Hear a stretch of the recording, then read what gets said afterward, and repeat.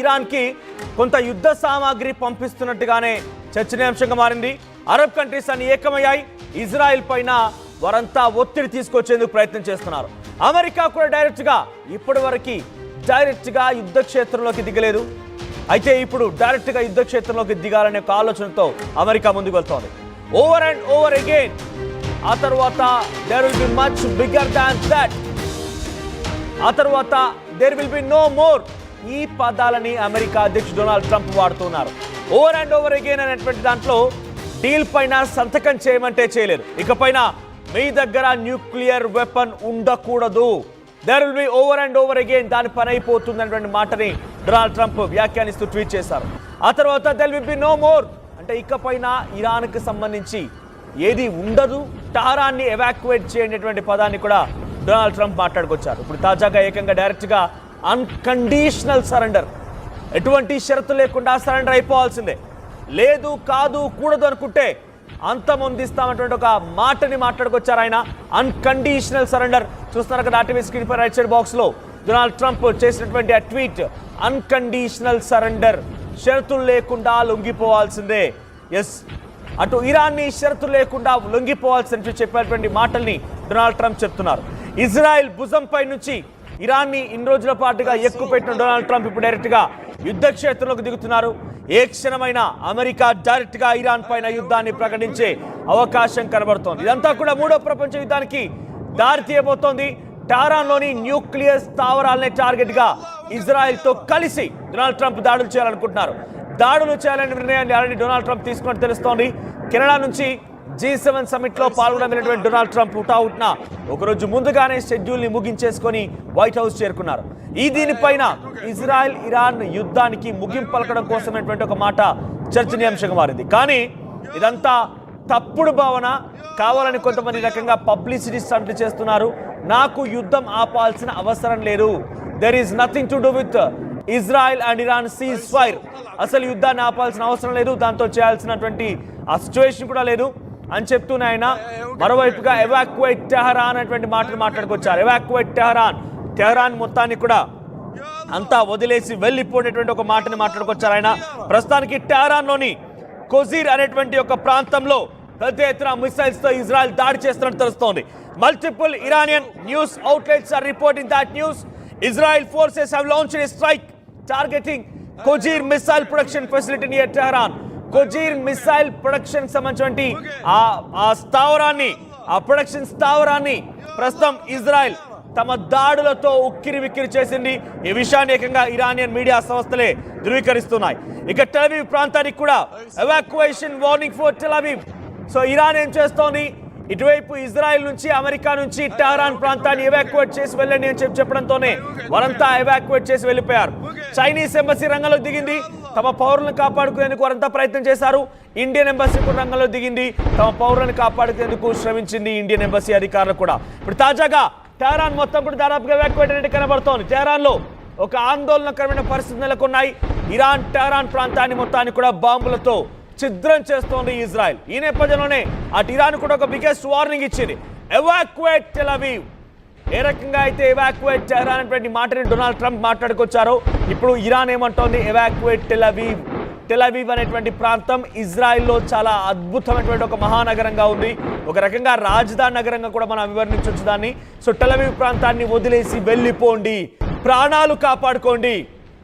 ఇప్పటికే ఇరాన్ ముప్పెట దాడి చేసింది. ఏకంగా నిన్న అర్ధరాత్రి సమయం నుంచి తెల్లవారుజామున వరకు కూడా ఈరోజు సుమారుగా అంటే మరి సాయంత్రం వరకు కూడా చాలా పెద్ద ఎత్తున టెల్ అవీవ్ పైన క్షణానికి ఒకటి, కడురెప్పపాటుకు ఒకటి ఆ చొప్పున మిసైల్స్తో దాడి చేసి టెల్ అవీవ్ ప్రాంతాన్ని మొత్తాన్ని కూడా చిన్నాభిన్నం చేసింది. రాడార్కి సైతం అంతు చిక్కకుండా కొన్ని మిసైల్స్ని ప్రయోగించి టెల్ అవీవ్లోని చాలా అద్భుతమైనటువంటి మహానగరానికి సంబంధించినటువంటి ఆ నిర్మాణాలను కుప్పకూల్చేసింది. బిల్డింగ్స్ అన్ని నిలమట్టమయ్యాయి. ప్రభుత్వ రంగ కార్యాలయం మొత్తం కూడా కుప్పకూలిపోయి, యుఎస్ ఎంబసీ కార్యాలయం కుప్పకూలిపోయింది. ఈ రకంగా మరోసారి ఆదేశాలు జారీ చేసింది, వార్నింగ్ ఇచ్చింది. ఎవాక్యుయేట్ టెల్ అవీవ్ అనేటువంటి ఒక వార్నింగ్ ని ఇజ్రాయెల్ ఇచ్చినట్టు తెలుస్తోంది. ఇక ఇజ్రాయెల్ ఏం చేస్తోంది, IRGC ఇరాన్లో ఉన్నటువంటి ఒక పెద్ద యూనివర్సిటీని టార్గెట్ చేసింది. ఆ యూనివర్సిటీలో Israel has reported struck Imam Hussein university in eastern Tehran. Imam Hosein university target చేసిన అక్కడ విద్యార్థులు మొత్తం కూడా ఒక్కసారిగా పరుగులు తీస్తున్నారు, భయభ్రాంతకు గురవుతున్నారు. ఇరాన్లోని ఒక ప్రముఖ యూనివర్సిటీని ఇజ్రాయెల్ టార్గెట్ చేసినట్టు తెలుస్తోంది. ఇవన్నీ కూడా ప్రస్తుతానికి చెప్పదలుచుకుని ఒకటే, అమెరికా డైరెక్ట్ గా యుద్ధ క్షేత్రంలోకి దిగిపోయింది. డైరెక్ట్ గా ఆయన ఒకరోజు ముందుగానే షెడ్యూల్ ముగించేసుకొని G7 సమిట్ లో ఎటువంటి నిర్ణయాలు తీసుకున్నారో దానిపైన కూడా సంతకం చేయకుండానే ఆయన వైట్ హౌస్ చేరుకున్నారు. వైట్ హౌస్ చేరుకొని అక్కడ వైట్ హౌస్ లో నేషనల్ సెక్యూరిటీ టీమ్ తో ఎమర్జెన్సీ మీటింగ్ కాల్ఫర్ చేశారు డొనాల్డ్ ట్రంప్. ఆ తర్వాత అక్కడటువంటి ఒక ఇంటెలిజెన్స్ అధికారి ఇచ్చిన సమాచారం మేరకి ఇజ్రాయెల్ ఇరాన్ యుద్ధంలో అమెరికా గనక ఎంట్రీ ఇవ్వకపోతే అమెరికాకే ముప్పు వాటిల్లే అవకాశం ఉంది. ఇరాన్ అమెరికా పైన చాలా పెద్ద ఎత్తున కక్షతో రగిలిపోతోంది. అరబ్ కంట్రీలని ఏకం చేస్తోంది. అరబ్ కంట్రీలతో కలిసి అమెరికాని కొంత ఇబ్బందులకు గురి చేయాలన్న ఒక ఆలోచనతో ఇరాన్ ఉంది. అమెరికా కనుక దీన్ని నిలువరించలేకపోతే అమెరికాకి పెను ప్రమాదం వాటిల్లే అవకాశం ఉందని చెప్పి అక్కడున్నటువంటి ఒక ఇంటెలిజెన్స్ అధికారి డొనాల్డ్ ట్రంప్ కి విషయం చెప్పడంతో డొనాల్డ్ ట్రంప్ అన్కండిషనల్ సరెండర్, ఒకసారి మళ్ళీ ట్రంప్ సంబంధించిన ట్వీట్ చూద్దాం. అన్కండిషనల్ సరెండర్, ఎటువంటి షరతు లేకుండా సరెండర్ అవ్వాల్సినటువంటి ట్వీట్ ని డొనాల్డ్ ట్రంప్ చేసుకొచ్చారు. అంతకంటే ముందు I have asked them to sign for a deal, వారందరినీ డీల్ పైన సంతకం చేయమని రిక్వెస్ట్ చేశాను. న్యూక్లియర్ వెపన్ స్టేట్స్ లో భాగంగా వారు కూడా మాతో కలిసిపోండి, నాన్ ప్రొలిఫరేషన్ ట్రీటీని సంతకం చేయండి. మేము న్యూక్లియర్ వార్ ని మేము ఎట్టి పరిస్థితుల్లో ఎంకరేజ్ చేయము, ప్రపంచ శాంతి కోసం ప్రయత్నం చేస్తాం, ప్రపంచ శాంతికి విఘాతం కలిగించే విధంగా మా చర్యలు ఏవి కూడా ఉండవు అనే దానిపైన సంతకం చేయండి అంటే ఇరాన్ ఇది మాకు హెచ్చరికగా ఉంది, మీరు మమ్మల్ని రిక్వెస్ట్ చేసినట్టుగా లేదు, మేము సంతకం చేయమంటే ఒక వార్నింగ్ ని డొనాల్డ్ ట్రంప్ కి ఇచ్చింది. ఇప్పుడు ఏకంగా న్యూక్లియర్ వార్ ని ప్రయోగిస్తామనే మాటని అటు G7 దేశాలు కూడా తప్పుపడుతూ ఉన్నాయి. G7 దేశాలన్నీ కూడా అటు ఇజ్రాయెల్ వైపుగానే ఉన్నాయి. ఈ నేపథ్యంలో ఇజ్రాయెల్ కి కొంత G7 దేశాల మద్దతు అయితే దొరికింది. కానీ డైరెక్ట్ గా యుద్ధంలోకి అమెరికా రావడం వారంతా కూడా తప్పుపడుతూ ఉన్నారు. డైరెక్ట్ గా వారంతా కూడా ప్రపంచ శాంతికి విఘాతం కలుగుతున్న ఒక భావనలో ఉన్నారు. అమెరికా అధ్యక్షుడి నిర్ణయం చాలా పెద్ద ఎత్తున ఆందోళన కలిగిస్తోంది. అమెరికానే కనుక డైరెక్ట్ గా యుద్ధంలోకి దిగాల్సి వస్తే గుర్తుపెట్టుకోండి, రెండో వరల్డ్ వార్ తీవ్రతరం అయింది కూడా అమెరికా డైరెక్ట్ గా రంగంలోకి దిగినప్పుడే. సో ఇప్పుడు డైరెక్ట్ గా అమెరికా రంగంలోకి దిగుతోంది. ఒకవైపు 1941 సిచ్యువేషన్, ఎప్పుడైతే వరల్డ్ వార్ 2 జరిగిందో అప్పుడు సిచ్యువేషన్ తలపిస్తోంది. భారత్ పాకిస్తాన్ యుద్ధం, పాకిస్తాన్ వచ్చి భారత్లో అల్లకల్లోలం సృష్టించడం, ఆ తర్వాత రష్యా ఉక్రెయిన్కి సంబంధించినటువంటి ఆ యుద్ధం, ఇవన్నీ కూడా మూడో ప్రపంచ యుద్ధానికి దారి తీస్తున్నట్టుగానే ఉన్నాయి. అయితే ఏ మాత్రం కూడా అమెరికా అధ్యక్షుడి యొక్క హెచ్చరికల్ని ఇరాన్ లెక్క చేయకపోవడంతో మరింత ఆగ్రహంతో రగిలిపోతున్నారు డొనాల్డ్ ట్రంప్.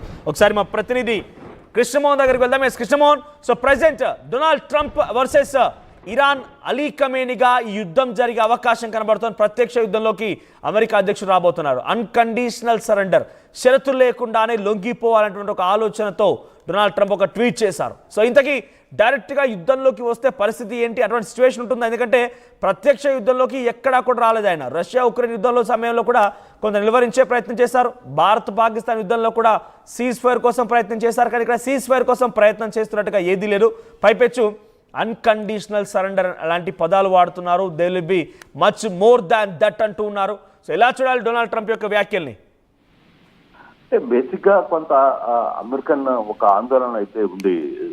మన కారణం ఏంటంటే గల్ఫ్ దేశాలు లేదు, ఇరాన్ గల్ఫ్ దేశాలని కలుపుకోగలుగుతుంది. ఇరాన్ కి మద్దతు మిగతా దేశాల నుంచి కొంతగా లభిస్తోంది. అందువల్ల అమెరికాకి కొంత ఇబ్బందులు తప్పవు అనేది వాళ్ళ ఇంటెలిజెన్స్ హెచ్చరికలు జరుపుతోంది. ఆ నేపథ్యంలోనే డెఫినెట్ గా కొంత ఇరాన్ని ఇప్పుడు మనం కంట్రోల్లోకి తీసుకోలేకపోతే ఇక మనకి ముప్పు వచ్చే పరిస్థితి ఉంటుంది అనేది అమెరికా ఆలోచన. సో ఈ అమెరికా ఆలోచన చేస్తున్న నేపథ్యంలోనే అమెరికా అధ్యక్షుడు ట్రంప్ నిన్న హడావిడిగా ఇక్కడికి చేరుకునే ప్రయత్నం చేశారు.